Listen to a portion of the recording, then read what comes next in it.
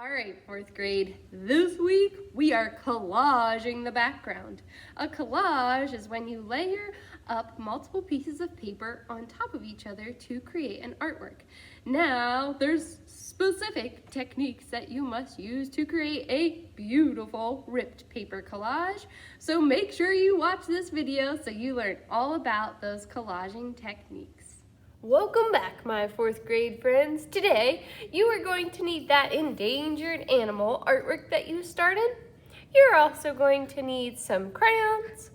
You're going to need to find some old papers that maybe would end up in the recycling, like an envelope or a piece of paper maybe you drew on, but you're done with it.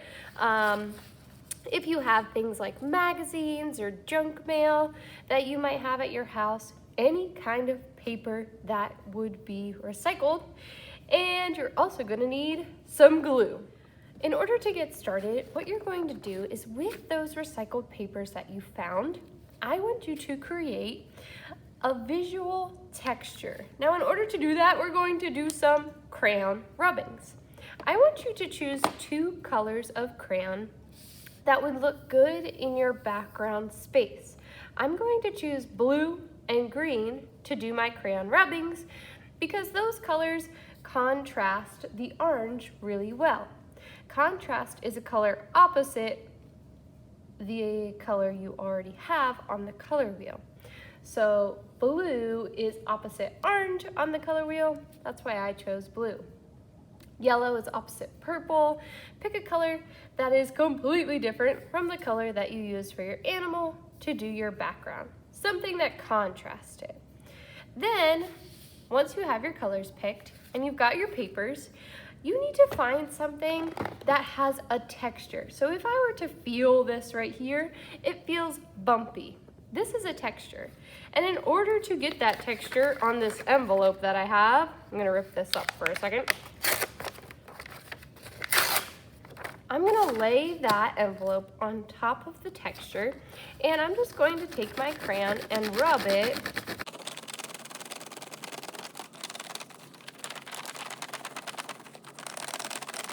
on top of there. Now I have this kind of green bumpy paper that I'm going to be using in the background of my artwork. I am also going to do another texture rubbing. I'm going to use this paper here.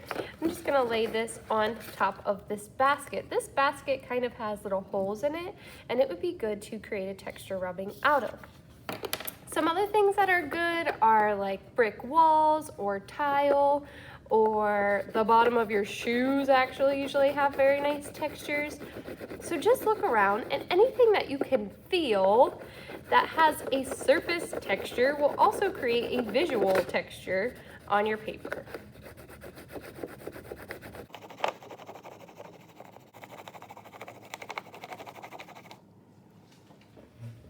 When you're creating your texture rubbing, be careful not to get too close to the edges of your paper, especially if the texture you're doing is on your parents' wall.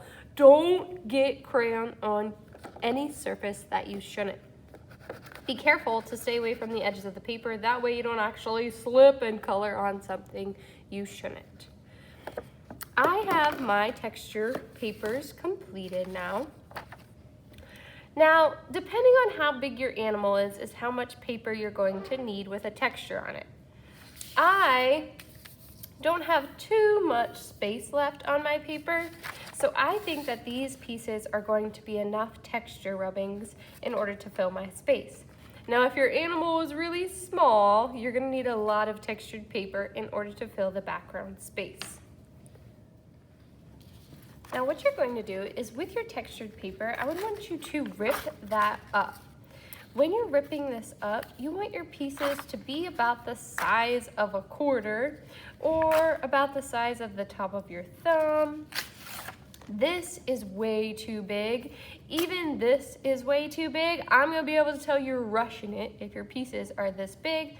Also, don't rip them this tiny. It's gonna take you forever. Maybe this piece could be ripped into 4 pieces like this. These are acceptable sizes for your pieces. Go ahead and rip that textured paper up, and when you're done, I'll show you how to glue it down. Now that I have my piles of ripped paper, again about the size of a quarter, and they have those visual textures on it, I'm going to put down some glue on the paper and start collaging these pieces down. A collage is where you layer up multiple pieces of paper in order to form an artwork. Now it doesn't have to be ripped paper like this. It could be photos that you layer on top of each other, kind of overlapping them a little bit. Overlapping means that the pieces are going slightly on top of each other, but not completely on top of each other. Just about on the edges, they might overlap a little bit. So put down some glue on your paper, kind of in lines on the background. Then take your finger and just kind of rub it around. It's easier to get closer to your animal, and it also thins that glue out a little bit so you don't have too much underneath your pieces of paper. Now we're going to collage this background. When you collage, I want you to find pieces that fit nicely alongside your animal. Do not get any pieces on top of your animal. And you're also trying to cover all the white spots of the background. You kind of have to find pieces that fit nicely next to the other pieces, kind of like a puzzle. So you're working to fit these pieces in all along your animal and also fit them together nicely. Find a piece that fits next to the one you've previously put down and then stick it. If a piece starts to peel up like that, you can always get a tiny bit of glue on your finger and stick that down a little bit better. You need to collage all this background space, and I want to see you get close to that animal. Rip your pieces the size of a quarter. Don't leave any white spots, and rub that glue around with your finger so that they stick well.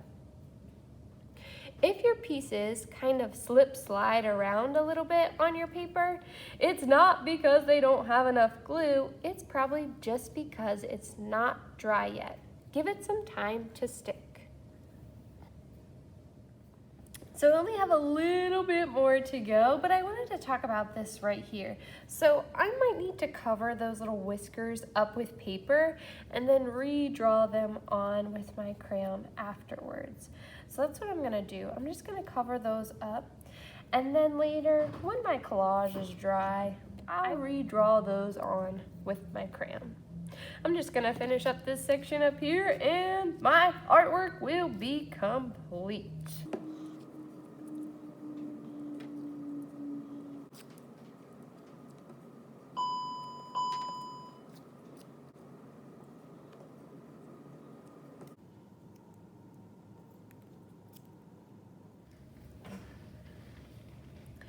I hope you enjoyed creating your endangered animal collage artwork.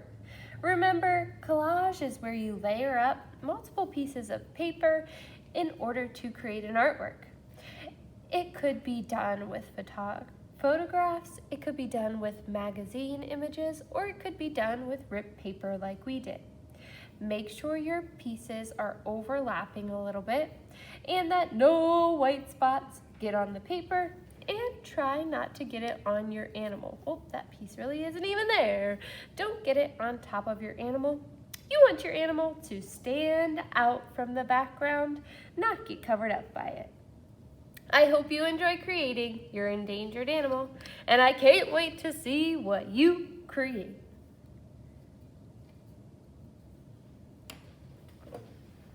Fourth grade, I hope you had so much fun creating your endangered animal artwork. I'm sure they will look amazing. I can't wait to see what you created in order to raise awareness for an endangered animal in our world. See you next time.